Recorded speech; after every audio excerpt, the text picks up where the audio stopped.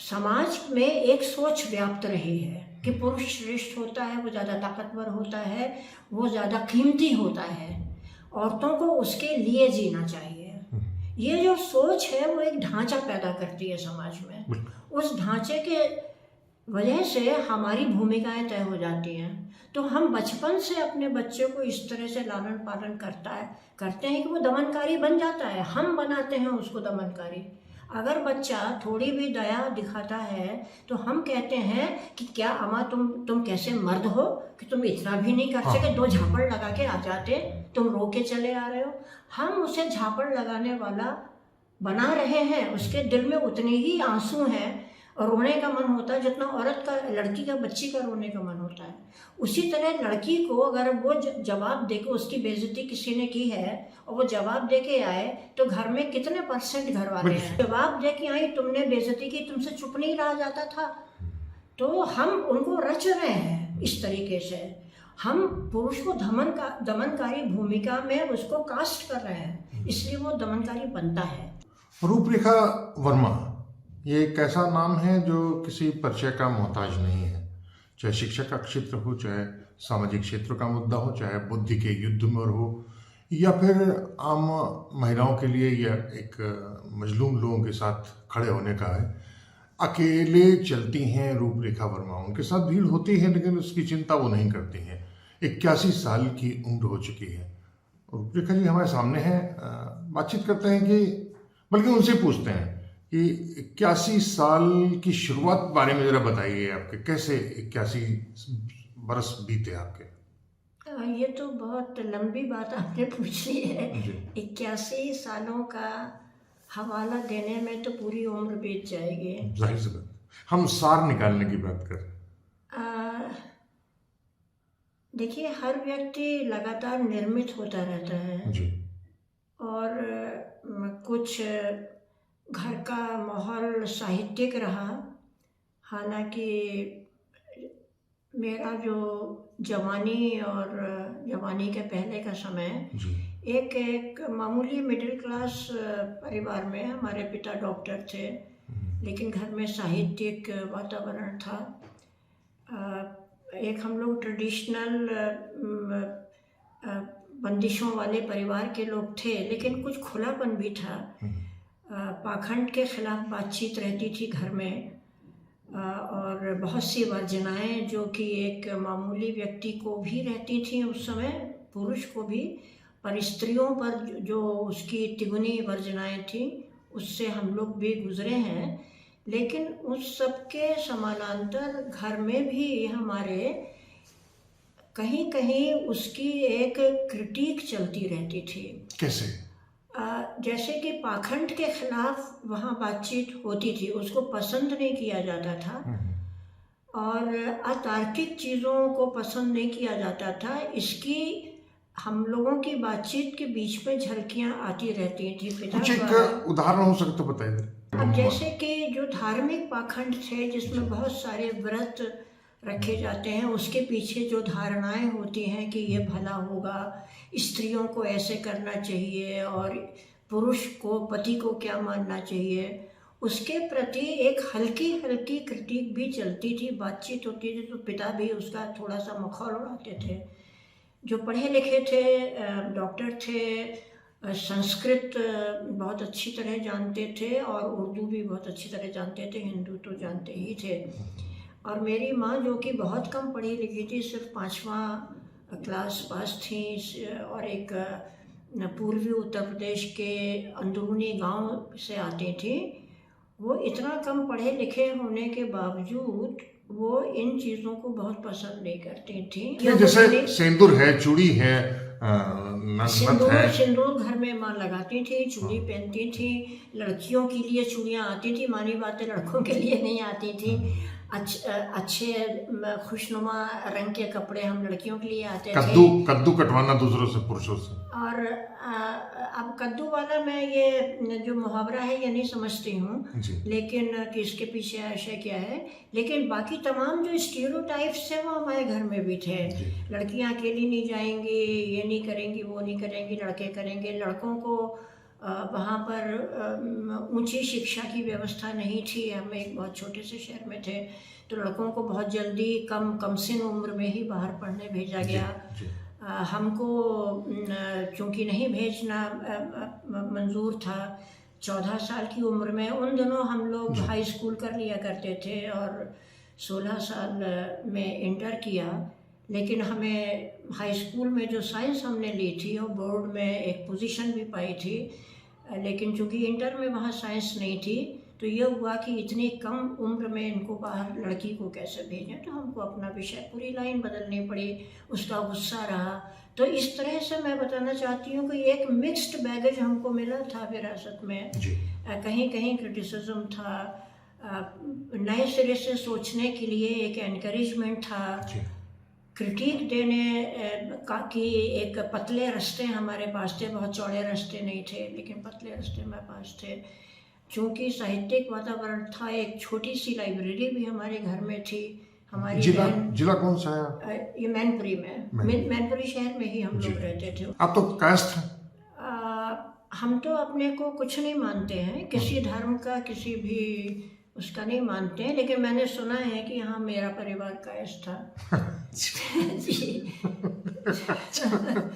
तो मैं तो बहुत यानी कम उम्र में एक पब्लिक मीटिंग में डिक्लेयर कर चुकी थी कि मैं किसी धर्म या उसको जाति को नहीं मानती हूँ।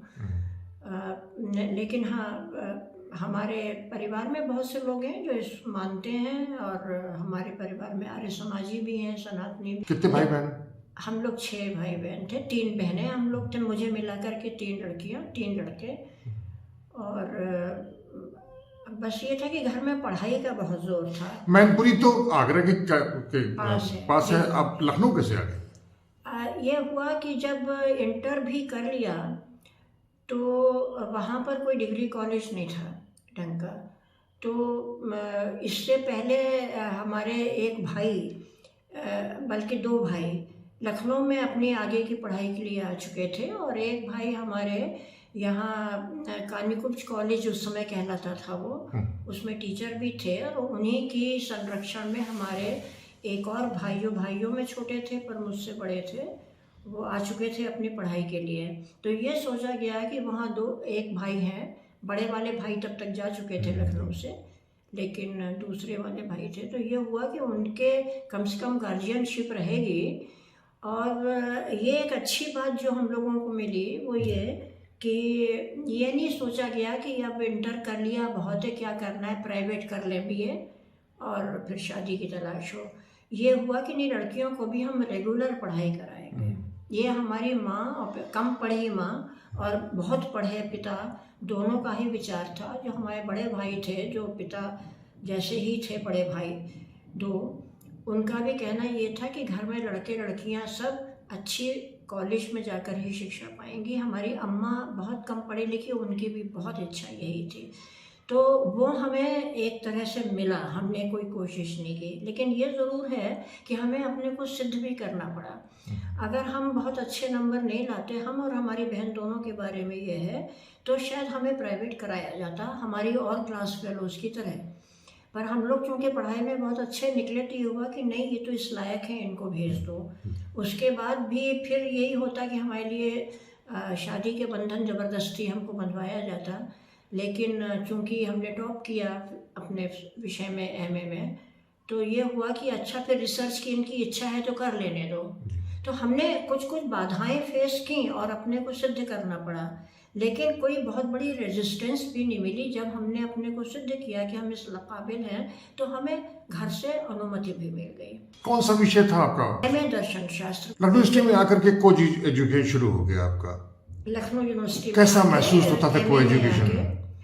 हमको तो कुछ कभी अटपटा लगा नहीं, लेकिन ये ज़रूर है कि उस समय जो पूरा वातावरण था, हम लोगों का जो युग था, उसमें आमतौर पे ये हम लोगों की ट्रेनिंग होती थी, एक आदत सी बन जाती थी, और अपेक्षा भी ये होती थी कि लड़कियां थोड़ा सा बहुत हंसेंगी नहीं, बहुत निर्भीक होकर नहीं बोलेंगी। तो लैंगिक विभेद वहीं से उसका साक्षात शुरू हो गया था। लैंगिक भेद तो मेरे ख्याल से 4-5 साल की बच्ची भी समझने लगती है अपने समाज में, वो तो लड़का भी समझने लगता है। देखिए, लैंगिक विभेद की जो समस्या है वो आमतौर पे हम लड़कियों को ही समझते हैं होती है, वो लड़कों को भी होती है। आप ये सोचिए कि जब थोड़ा ही सा बड़ा होता है बच्चा और उसको कपड़ों के लिए खास तौर से जो नीचे के अंतर वस्त्र होते हैं उसके लिए लगातार कहा जाता है, हर घर में एक शब्द चलता है, शेम शेम पहन लो। जी जी। तो वो क्यों शेम शेम है, ये बात लड़के को भी उद्वेलित करती है, लड़की को भी उद्वेलित करती है। और हमारे समाज में गड़बड़ ये है, जो कुछ दूसरे बाहर के देशों में लोगों ने बहुत जल्दी सीख ली, हर जगह ऐसा ही था, लेकिन कुछ समाजों ने बहुत जल्दी सीख लिया कि हम इस तरह के टैबू नहीं इस्तेमाल करेंगे, बल्कि बच्चों से उस समय जिस भाषा को वो समझ पाएंगे उस भाषा में हम बात करेंगे इस विषय के बारे में। हमारे यहाँ आज भी ये टैबू है, हम बात नहीं करते हैं। तो वो क्यूरियोसिटीज क्यों है, ऐसा कुछ चीज़ ऐसी है जो दूसरे प्रकार के शरीर में झांकने वाली है, जानने वाली है। ये जो एक विकृत मानसिकता है वो हमारे दिमाग में पनपा ही जाती है, वो हमारा बच्चों का दोष नहीं है। फिर हम बड़े होने तक उसको संभाल के उस विकृति को रखते हैं और अपने आगे की जनरेशन को देते हैं। कैसे समझाना चाहिए एक अभिभावक को अपने बच्चों के प्रति इस तरीके के? भाई, हम बच्चे से ये बात कर सकते हैं कि कोई ऐसी बड़ी बात नहीं है, तुम नहीं पहनते हो तो भी बड़ी बात नहीं है, लेकिन लोग सोचते हैं कि ऐसा पहनोगे तो तुम थोड़ा शरीफ कहलाओगे, तो थोड़ा सा दूसरों का मन रख लो। हम ये एक तरीका है, लेकिन हो सकता है 2-4 तरीके और निकल सके। लेकिन भय पैदा करना, शेम घृणा है। हाँ, ऐसा क्या, अब इसके बारे में बात नहीं करनी है जी बिल्कुल। ये एक गंदा विषय है। बस ये नहीं, बाकी बहुत सारे तरीके हैं बच्चों से बात करने के लिए, बहुत सारे तरीके हैं। कि चोट लग जाएगी तो यहाँ ज़्यादा तकलीफ होती है, ये भी हम कह सकते हैं। ये गंदा है तो शरीर में बाकी गंदगी लग सकती है, तो थोड़ा बचाने के लिए हम बहुत तरह की बातें बच्चों को समझा सकते हैं। और वास्तव में ढकने की ज़रूरत इन्हीं कारणों से बनती है। तो लेकिन उसको हम यौनिक शेम की तरीके से और बचा छुपा के चीज़, और अगर जानना है तो गलत तरीके से झांकने पर ही तुम जान पाओगे। आप एक शिक्षक हैं और बहुत सफल शिक्षक हैं अपने क्षेत्र में।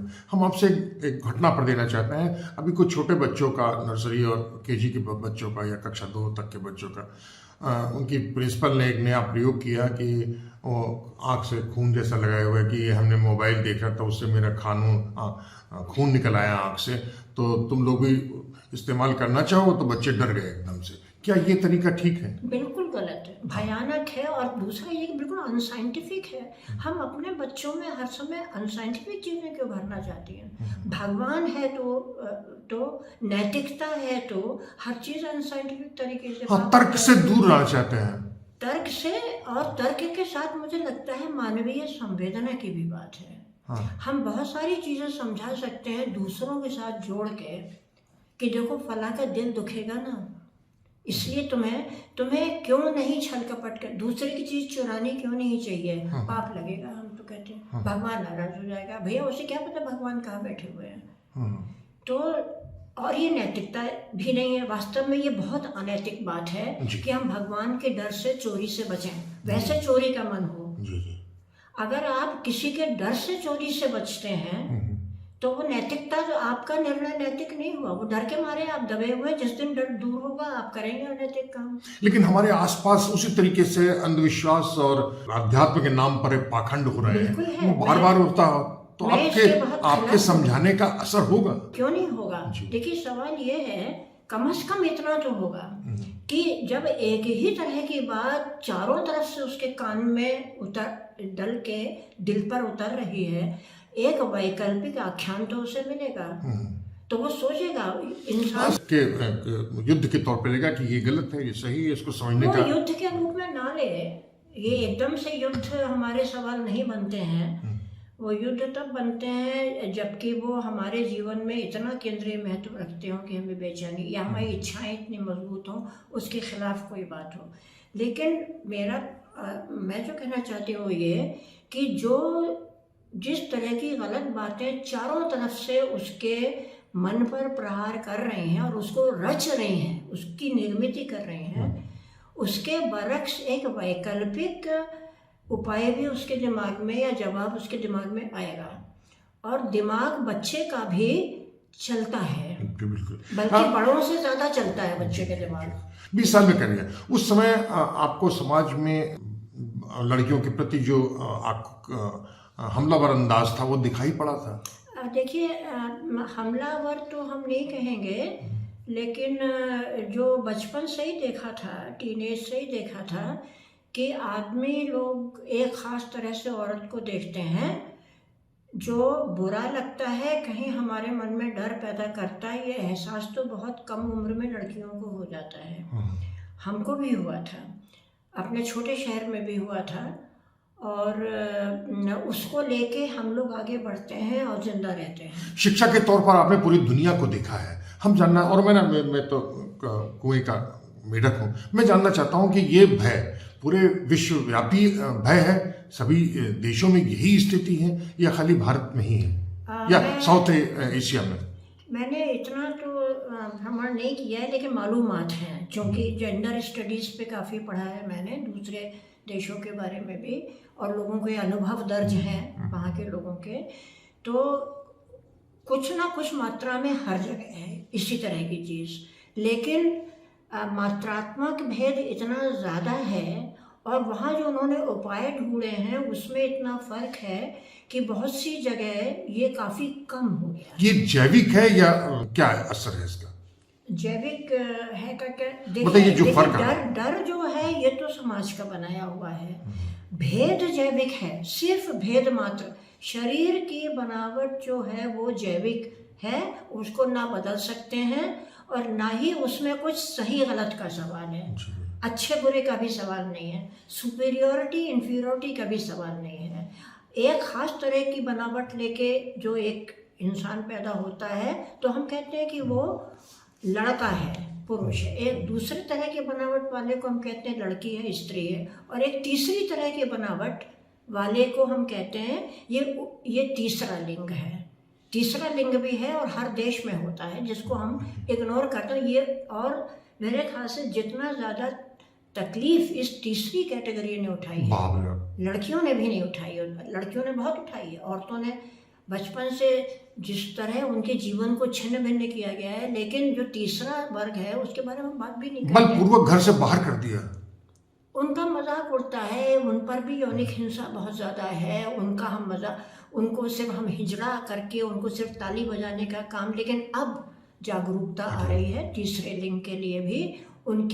उनमें से बहुत से लोग बड़ी बड़ी जगहों पर पहुंच रहे हैं। कुछ ऐसे भी कुछ आ रहे हैं जो मठा मंगलेश्वर बन रहे हैं या नागा होकर के नंगे घूम रहे हैं, उसको कैसे देखेंगे? ये उनका स्वावलंबन है। कौन बन रहे हैं आप? ये तीसरे लिंग वालों की जी कह जी रहे हैं? जी, वो बहुत सी जगहों पर जा रहे हैं। हम पर्सनली कई लोगों को जानते हैं। उनको हम उनका समर्थन करें या नहीं बौद्धिक रूप से? आप हम तो ये कहते हैं कि शारीरिक बनावट के आधार पे कुछ भी तय नहीं होता है। ना बुद्धि तय होती है, ना भूमिका तय होती है, ना काबिलियत तय होती है, ना अधिकार तय होते हैं। तीनों तरह के व्यक्ति, औरत, मर्द और तीसरा लिंग, ये तीनों तरह के लोगों में आपसी प्राकृतिक भेद हो सकते हैं, रुचि के।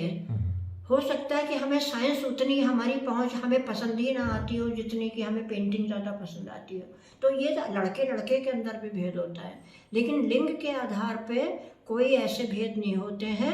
हर लिंग का व्यक्ति अपनी रुचि और काबिलियत के हिसाब से कहीं भी पहुंच सकता है। उनकी दमित होने का और दलित होने का आकलन हम देखें, स्त्री का या पुरुष या किन्नर या जो सवर्ण और दलित है, इनमें किसके सबसे ज्यादा बुरी स्थिति किसकी? देखिए, सवर्ण दलित का एक दूसरा फलक है, मैं स्त्री इससे ना मिलाइए, क्योंकि दमित होने का जो आधार है वो दोनों में फर्क है। हम वहाँ कंपैरिजन, तुलना नहीं कर सकते हैं जी, हम। तो लिंग के आधार पर जो दमन है उसमें ये तीन वर्ग बनते हैं, पुरुष, स्त्री और तीसरा लिंग के लोग। उसमें तो देखिए, दमित कुछ ना कुछ अर्थ में, कुछ ना कुछ मात्रा में तीनों हैं। पुरुष दमित है ये आमतौर पे ना पुरुष समझता है, और स्त्रियां तो बिल्कुल ही नहीं समझती, क्योंकि उनको बराबर ये बताया जाता है कि पुरुष ही तुम्हारे दमन का कारण है। मेरा जेंडर डिस्कोर्स फर्क तरीके का है। नंबर एक, मैं ये कहना चाहती हूँ कि ये कहना गलत है कि पुरुष ही स्त्रियों के दमन के कारण है। डॉक्टर साहब, 2021 के आसपास वहाँ आना शुरू हो गए थे आप लैंगिक भेद के, और उस पर पुरुषों का आधिपत्य के हल्का हल्का महसूस कर रहे थे, लेकिन वो एक उम्र ऐसी होती है। हल्का हल्का नहीं, हल्का मतलब हमने तो आपको बार बार कहा इस इंटरव्यू में कि वो तो कम से बहुत छोटी उम्र में ही समझ में आने। मैं दूसरा प्रश्न कह रहा हूँ। मेरा प्रश्न ये है कि जिस उम्र में उस आपने देखा, वहां से लैंगिक और पुरुषों का आधिपत्य दिखाई पड़ रहा था ज्यादा खुल करके, लेकिन उसके साथ आकर्षण का भी दिखाई पड़ता था। कैसा महसूस होता था आपको? देखिए, ऐसा है कि इन दोनों में कोई टकराव नहीं होता है, क्योंकि हम आदमियों में भी जो है, हर कोई आदमी भी लड़कियों में बहुतों का चुनाव करते हैं। कोई उनको बिल्कुल अच्छी नहीं लगती है, कोई उनको मर्दाना लगती है, कोई बहुत अक्खड़ लगती है, कोई उनको बहुत ज़्यादा दबी कुचली लगती है, तो उनका जी नहीं करता ऐसी स्त्री को अपना दोस्त बनाने की। उसी तरह लड़कियों में भी होता है। तो एक तो बात मैं ये कह दूँ कि मुझे ये एहसास था कि पुरुषों को किस तरह की छूटे, लड़कियों को किस तरह की नहीं है, लेकिन कभी मुझे ये महसूस नहीं हुआ जीवन में कि मैं सिर उठा के आंखों में आंखें डाल के बात नहीं कर सकती, क्योंकि मेरे घर में ये ट्रेनिंग कभी नहीं मिली। और मैंने बराबर यहाँ जब पहली बार मैं को एजुकेशन में भी आई, तो मुझे कभी ये महसूस नहीं हुआ कि मैं आंखें झुका के बात करूँ किसी लड़के से, अपने साथी से।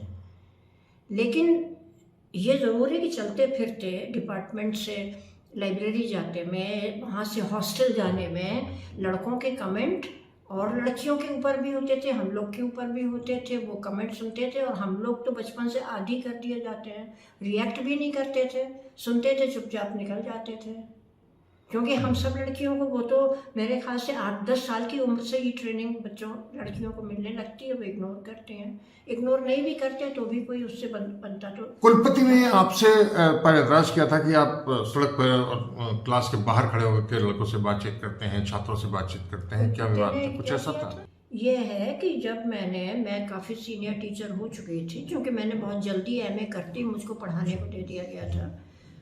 तो जब ये बाबरी मस्जिद को लेकर के मिड 1980s में करीब 84-85 से नफ़रत के जुनून और हुजूम चलने लगे थे, मैंने बेचैनी महसूस की कि देश में कुछ बहुत ख़तरनाक हो रहा है। और मैं अपने यूनिवर्सिटी की सारी ड्यूटीज़, क्योंकि आप कोई पुराने विद्यार्थी मिलें तो वो बताएंगे कि कभी भी, शायद ही कभी, मैं अपने क्लास में 5 मिनट भी लेट हुई हूँ। और जब तक कि बीमारी या कोई ऐसी बड़ी बात नहीं है, मैंने कभी अपनी क्लास छोड़ी हो, कभी नहीं। मीटिंग कभी कोई नहीं छोड़ी, कोई काम नहीं छोड़ा। तो लेकिन अपनी यूनिवर्सिटी ड्यूटीज़ के आसपास मैं कुछ मोहल्लों, गलियों, सड़कों पर जाकर के पर्चे बांटने, बातचीत का काम करती थी, ये समझने के लिए कि ये सांप्रदायिकता का जहर कितना है दिल में, और उसको मिटाने की कोशिश करती। कुछ अभी भी पर्चा बांटती हैं? अब मैंने बहुत बात तक बांटे। उस समय जो कुलपति थे, हमारे यूनिवर्सिटी के ही एक टीचर थे कुलपति उस समय, उन्होंने बुला के उन्होंने ये कहा कि ये सब क्या हो रहा है, और विश्वविद्यालय के टीचर की गरिमा के खिलाफ, कि कहीं भी ये सड़क पर दिख जाती हैं, और यूनिवर्सिटी टीचर की गरिमा ऐसी नहीं होती है। तो मुझे ये लगा कि वही जो आइवरी टावर वाला है एक ख्याल, वो लोगों के दिल में है। मुझे तो लगता है कि यूनिवर्सिटी को भी और यूनिवर्सिटी टीचर को भी प्रकाश स्तंभ की तरह होना चाहिए। बल्कि इंग्लैंड में और दूसरे वेस्टर्न देशों में विश्वविद्यालयों को बराबर प्रकाश स्तंभ ही कहा गया, कहावतन। कि यूनिवर्सिटीज़ तो लाइट हाउसेस होते हैं, एक तो उसमें यूनिवर्सलिटी होती है, कहीं का भी विद्यार्थी आ सकता है, कहीं का भी टीचर बन सकता है, ज़रूरी नहीं है वहीं का हो। तो चूँकि मैं प्रकाश स्तंभ का रोल अदा करने का कर्तव्य समझती थी, तो मुझे लगा कि जितना छोटा मोटा प्रकाश है वो बांटने की ज़रूरत है। तो मुझे उसके बाद भी कोई लगा नहीं, मैं उसके बाद भी करती रही अपना काम। मुझे ज़रा भी संकोच नहीं हुआ कि लोग मेरे बारे में ऐसा कह रहे हैं तो मैं ना करूं, मैं करती रही। डीन या शिक्षक के तौर पर शिक्षक से छात्र बातचीत नहीं करेंगे तो बड़ा अजीब सा है। जी बिल्कुल। छात्रों के अलावा मैं तो सड़क पर लोगों को ऐतराज़ ये था कि सड़क पर आम जनता से करते हैं। डॉक्टर साहब, आप कुलपति भी नहीं हैं यहाँ पर, उसमें क्या आपने ऐसा किया विशेष जो करना चाहते थे या जो जिसमें बंदिश लगी? आप देखिए, बहुत ज़्यादा तो मैं कहूँगी कुछ भी बहुत अच्छा नहीं कर पाई मैं मेरा अपना जहाँ तक आकलन है। लेकिन ये ज़रूर है कि कुलपति बनने के करीब 8-10 दिन के अंदर ही एक एग्जीक्यूटिव जो सर्वोच्च बॉडी होती है जी, तो उसमें मैंने एक प्रस्ताव रख दिया था कि भाई हमारे जो प्रपत्र है, डॉक्यूमेंट्स हैं टीचर्स के, विद्यार्थियों के और कर्मचारियों के, उसमें माँ का कोई कॉलम नहीं होता, पिता का कॉलम होता है। ये मेरे दिमाग में था कि भाई जिस औरत के पेट से हर व्यक्ति की जीवन की दास्तान शुरू होती है, उस औरत का, माँ का जिक्र कहीं आगे कभी नहीं होता है।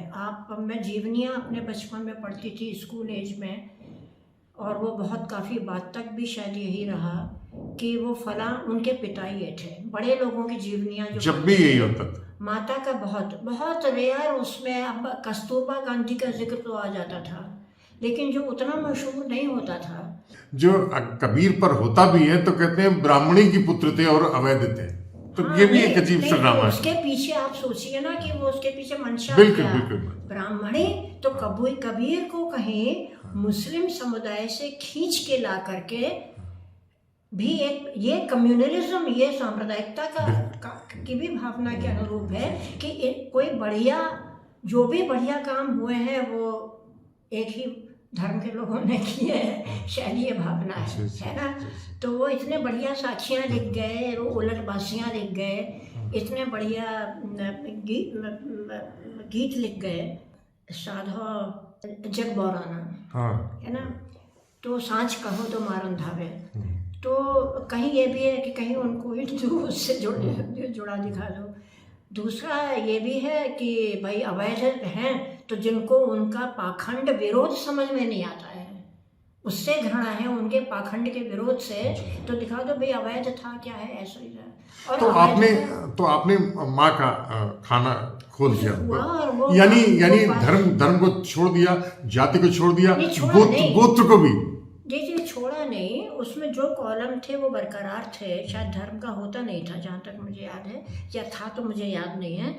लेकिन उस समय मेरा ध्यान धर्म वाले पे नहीं गया था, मेरा ध्यान ये था कि पिता का तो नाम का अगर है तो माता का भी होना चाहिए, क्योंकि पिता से तो पहले माँ से परिचय होता है बच्चे का। तो वो पास हो गया, और उसके बाद कोई मुझे ये भी एहसास नहीं हुआ कि बड़ा काम किया है। वो तो जब दिल्ली तक के न्यूज़पेपर्स ने छापा कि देश में पहली बार ऐसा काम हुआ है, तो मुझे लगा कि कोई बहुत बड़ा काम कर दिया भाई, नहीं तो ऐसी बात नहीं थी। उसके बाद UGC ने भी एक भेजा था आदेश सब जगह कि माता के नाम का कॉलम हो। तो ये एक लोग बताते हैं बड़ा काम। बाकी मैं यही कहूँगी कि मैंने पूरे अपने कार्यकाल कैंपस में बेहद बुरी तरह व्याप्त जो आपराधिकता थी, क्राइम का बहुत ज़्यादा लबालब क्राइम से भर गया था तब तक हमारा कैंपस, उससे मैं लड़ती रही। उसके लिए दोषी कौन होता है अराजकता का? देखिए वो सारा पॉलिटिकल ज़्यादा था। नंबर 1 पॉलिटिकल, दूसरा पॉलिटिकल एस्पिरेशन वाले या सत्ता के नज़दीक रहने की इच्छा रखने वाले बहुत सारे शिक्षकों को भी मैंने देखा कि वो ऐसे लड़कों को पालते हैं। ये मेरा डायरेक्ट अनुभव है, बिल्कुल साक्षात अनुभव है कि हमारे बहुत से जो साथी हैं, मैं ये नहीं कह रही हूँ सब, ज़्यादातर अच्छे हैं, लेकिन जो हैं वो इतने पर्याप्त होते हैं माहौल बिगाड़ने के लिए कि वो इन गुंडे, जुर्म करने वाले और फसाद करने वाले विद्यार्थियों को पालते हैं, उनको संरक्षण देते हैं। समय में तो बिल्कुल नहीं हुआ, हमने तो खूब झेला, उत्पात खूब झेला। नहीं, छात्रों की भूमिका क्या थी छात्र संघों का? छात्र संघ की भूमिका देखिए, एक मायने में तो ये थी जो अच्छी थी कि वो एक तरह की नर्सरी अगर पॉलिटिकल उसकी थी, तो दूसरी तरफ डेमोक्रेटिक प्रोसेस की भी एक नर्सरी हुआ करती थी कि संघ है तो कैसे इलेक्शन होता है, उसमें किस तरह से लोगों के पास जाके उनकी रजामंदियां ज़रूरी होती हैं, कैसे कॉन्स्टिट्यूएंसी बनाई जाती है और लोक मत का अर्थ क्या होता है। तो ये एक तरह से अच्छी बात भी थी। लेकिन जहाँ पे फिर नेतागिरी जैसे देश में भी उसी तरह की होती गई, तो छात्र संघों में भी उस तरह की होती रही कि किसी तरह जोड़ तोड़ करके आप वोट खींच के सत्ता पे काबिज हो जाओ, तो वो छात्र संघों में भी आ गई वही तरह की बात।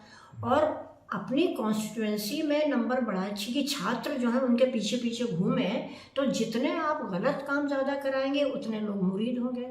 सही काम कराया तो लोग सोचते कि सही तो होना ही था, आपने क्या काम कर दिया। गलत काम करा देंगे, जबकि ये कि सही काम बहुत देर लगती है। छात्र संघ के नेता आए कहें कि भाई ये हम नज़र रखें, क्यों हो रहा है, गलत है, थोड़ा आदमी कंट्रोल करेगा, काम सही टाइम पे कर देगा। राजभवन में प्रधानमंत्री और जो राज्यपाल के बीच में कोई विवाद हो गया था आपका, क्या था वो? नहीं, हमारा कोई विवाद, देखिए एक तो बात ये थी कि मैं चूँकि यूनिवर्सिटी के जो कहना है कॉन्स्टिट्यूशन था, यूनिवर्सिटी का भी अपना कॉन्स्टिट्यूशन होता है ना, उसके हिसाब से ये है कि जब बीसी का पद खाली हो और जो उसका प्रोसीजर है, तरीका है चुनाव करने का, वो पूरा ना हुआ हो, तो जो यूनिवर्सिटी में सारी फैकल्टीज़ को मिला के जो सीनियर मोस्ट होता है उसको कहा जाता है वाइस चांसलरशिप, तब तक देखने को जब तक बाकायदा अपॉइंटमेंट सही विधि से ना हो जाए।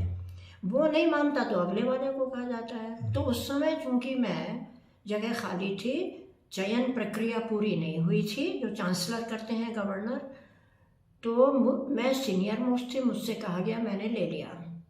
और उस समय पहले मैंने थोड़ी आनाकानी की थी कि इस झंझट में मैं नहीं पढ़ूंगी, तो वहाँ से खबर ये आई कि देखिए 2-1 महीने की बातें, हम लोग चयन प्रक्रिया करेंगे तो 2-1 महीने आप संभाल लीजिए, फिर हो जाएगा, आपको छुट्टी मिल जाएगी।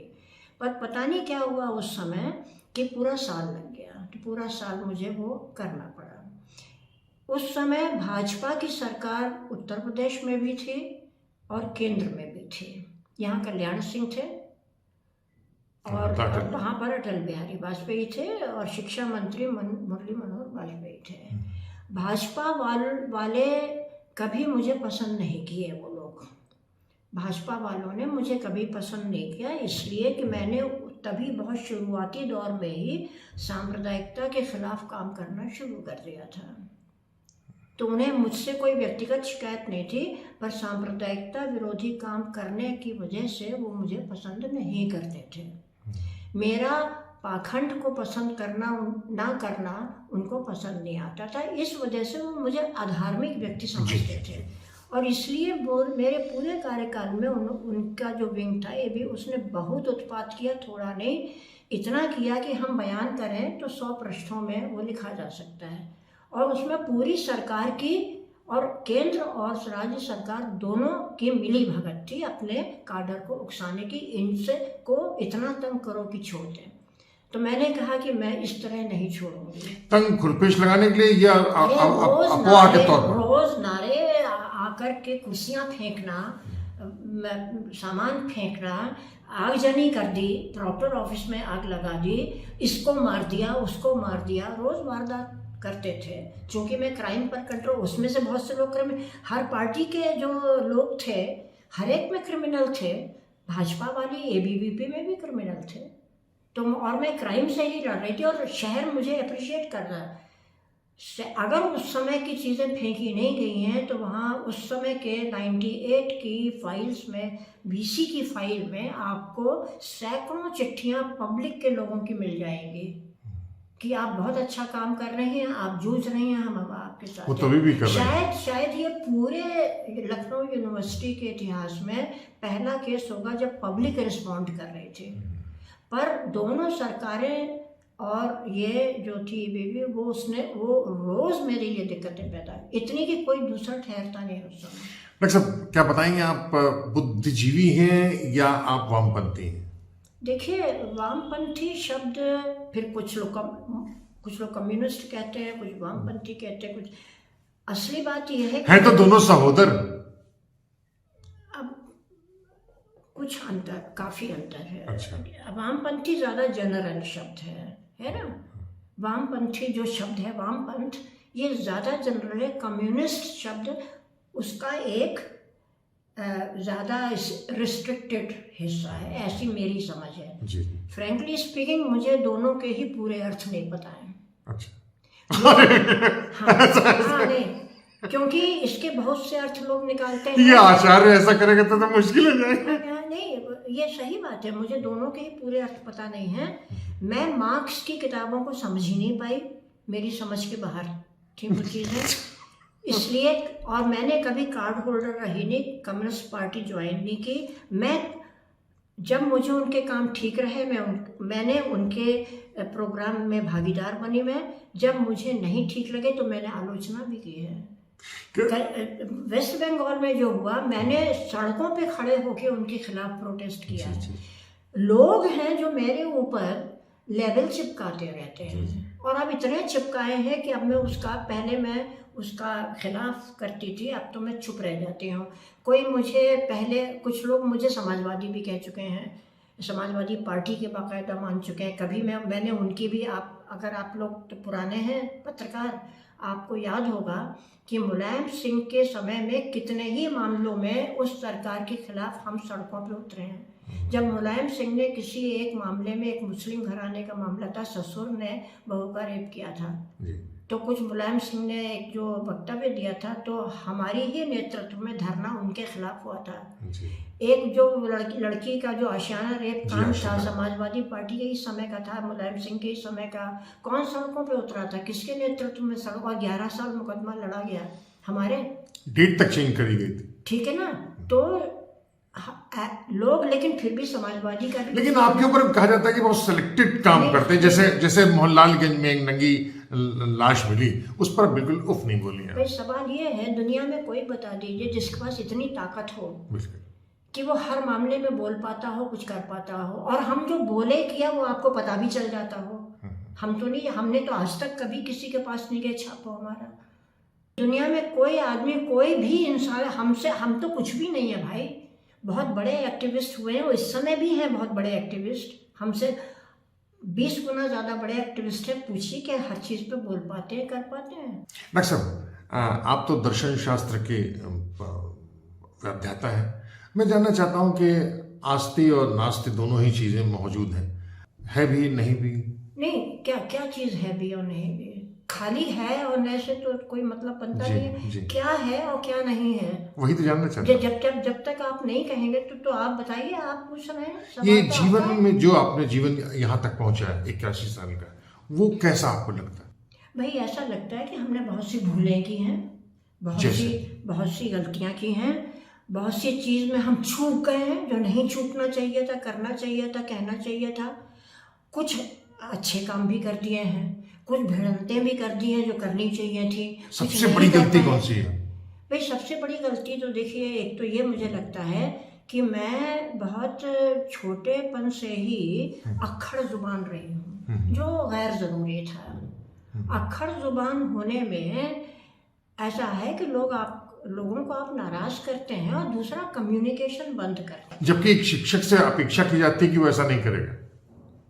शिक्षक मुझे नहीं पता, हमारे यहाँ पारंपरिक रूप से तो शिक्षक से खड़े होने की हमने तो यही देखा है कि शिक्षकों से जो अपेक्षाएं की जाती हैं, पहले तो बहुत, अब थोड़ा कम, कि वो अक्खड़ भी होगा, मारेगा जरूर बच्चों को, मारा नहीं तो पढ़ाया। गलती मानवीय होती है, आपसे भी हुई, हमसे हुई। मैं आपने जानना चाहता हूँ सबसे अच्छा काम कौन सा किया आपने? सबसे अच्छा तो काम कोई भी नहीं किया, मेरे ख्याल से यही है कि भाई किसी से डरे नहीं, जो सही लगा वो बोला, जो कभी गलत लगा अपने में भी तो उसको सुधारने की कोशिश की।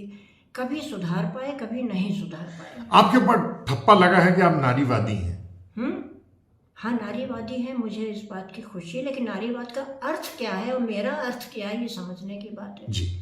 तो ये नारीवादी होने में पहले तो ये कि जो कहते हैं वो बताएं कि इसमें गलत क्या है। दूसरा ये कि क्या आपने कभी ये जानने की कोशिश की है कि मैं किस प्रकार की नारीवादी हूँ। लोगों को पता होना चाहिए कि केवल यूं ही कहने को नहीं, बल्कि बाकायदा किताबों में आपको कई तरह के नारीवाद मिल जाएंगे। लोगों को शब्दों का इस्तेमाल थोड़ी जानकारी के बाद ही करना चाहिए, अगर वो शब्द कहीं एकेडमिक उसमें भी आ गए हैं। ये गंभीर शब्द हैं, आपको जानना चाहिए इसका मतलब क्या है और ये इनमें है या नहीं है ना। तो नारीवादी हैं तो है, हाँ हम हैं, अपने प्रकार के। पहले जान लो हमारा नारीवाद क्या है। डॉक्टर साहब, आपने बताया कि आप कुछ चूक भी आपसे, मतलब कुछ गलतियां से हुई हैं आपसे, कुछ अच्छा भी काम हुआ है। चूक कौन सबसे बड़ी की है आपने? जैसे एक तो मैंने यही बताया कि अक्खड़ है। चूक ये है कि बहुत बार जिस तरह से अक्खड़, जहाँ अक्खड़पन दिखाना चाहिए था, कई बार मैं वहाँ दिखाने से चूक गई, तो लोगों की हिम्मत बढ़ी। जैसे कि कोई भी आके पर्सनल लेवल की कोई भी बात पूछ लेगा, सालों साल मैंने उसको कर्टसी, सिर्फ विनम्र होने की वजह से एक चटाक वाला जवाब नहीं दिया। मुझे कहना चाहिए था कि आपका it is none of your business. बहुत बाद में मैंने सीखा ये जवाब देना, ये मेरी चूक थी। तो मेरा प्रश्न हो सकता है, आपने विवाह क्यों नहीं किया? हाँ, तो यही बात है कि आपको क्या हक है ये पूछने का। हाँ, ये बिल्कुल निजी व्यक्ति, निजी मामला है। अब भविष्य में क्या सोचते हैं आप? भविष्य में यही है कि जो काम कर रहे हैं, जितनी ताकत बूढ़ी शरीर और बूढ़े, अरे बूढ़ी नहीं, आप तो जवान है अभी तो। 81 साल की हूँ मैं, मुझे शारीरिक समस्याएं होने लगी हैं। अरे अनुभवों का भंडार है आप। तो काम करने के लिए शरीर का साथ देना ज़रूरी होता है, स्वास्थ्य ठीक होना ज़रूरी होता है। तो अब सिर्फ यही है मेरा रिजॉल्व, तो कि जो काम कर रहे हैं वो करते रहेंगे जितनी ताकत है। तानाशाही, सांप्रदायिकता और असमानता के खिलाफ लड़ते रहेंगे। अगर मेरे लिए कोई लेवल चिपकाना है तो समानतावादी, अगर आप कहें, हम जेंडर में भी समानता की बात करते हैं। हम जेंडर में भी जब औरत के कष्ट की बात करते हैं तो हम आदमी के कष्ट की भी बात करते हैं। मुझे नहीं लगता कि सिर्फ औरत ही दुखी है। जो ढांचा हमने बनाया है उसमें आदमियों के लिए भी बहुत नुकसान हुआ है। लेकिन ये जेंडर डिस्कोर्स जब हम करते हैं, हम बहुत से लोग जो सुन चुके हैं वो बता सकते हैं कि उसमें हम किस तरह की बात करते हैं। आपने जो कुछ भी जीवन में किया आज तक, वो गर्व है आपको? या कोई गर्व तो एक बहुत अच्छी चीज़ नहीं होती है, लेकिन एक थोड़ा सा आंशिक संतोष है कि कोशिश की और शायद और ज़्यादा कोशिश करते तो कुछ और अच्छा कर सकते। जो अफसोस है वो ये, और बहुत बड़ा अफसोस है मुझे ये, कि जितना ज़्यादा से ज़्यादा जितना मेरा ज़मीन पे उलझना बढ़ता गया, मेरा लिखना ख़त्म होता गया। और बहुत ज़्यादा जो बहुत सारे जाले दो लोगों के दिमाग में बसे हुए हैं, धर्म को लेकर भी, जेंडर को लेकर भी और अधिकारों को लेकर भी, वो बहुत सी चीज़ें मुझे लगता है मैं समझा सकती थी ज़्यादा सफाई से। मैंने लिखा नहीं उतना, ये मुझे बहुत बड़ा अफसोस है मेरे लिए। सामान्य तौर पे जब आप बातचीत करते हैं किसी ऐसे व्यक्ति के बारे में जो आपके साथ जुड़ा हुआ है लेकिन आपको एहसास नहीं होता है, जैसे रूपरेखा वर्मा जी के बारे में बहुत से अजीब सी चर्चाएं भी होती हैं। एक परलेट के तौर पे देखा जाता है, एक मेधावा के तौर पे देखा जाता है, एक ऐसी दुर्धर्ष, एक जुझारू महिला के तौर पे देखा जाता है, जैसा आपने कभी जीवन में कभी सुना होता है ना कभी देखा होता है। आपके खानदान में कभी उस पर कोई बातचीत नहीं होती है, बावजूद कि वो महिला हमेशा आपके लिए और आपके पूरे समाज के साथ लड़ती है। रूपरेखा जी से साथ बात करना एक मेरे लिए एक बड़ा अद्भुत अनुभव है, बड़ा हर्ष का विषय है। तो अगली बार फिर दूसरे मसले पर, दूसरे स्थान पर और किन्हीं दूसरे लोगों के साथ हम फिर हाजिर होंगे। तब तक दुलत्ती लिए कुमार सोइल को इजाजत दीजिए। नमस्कार।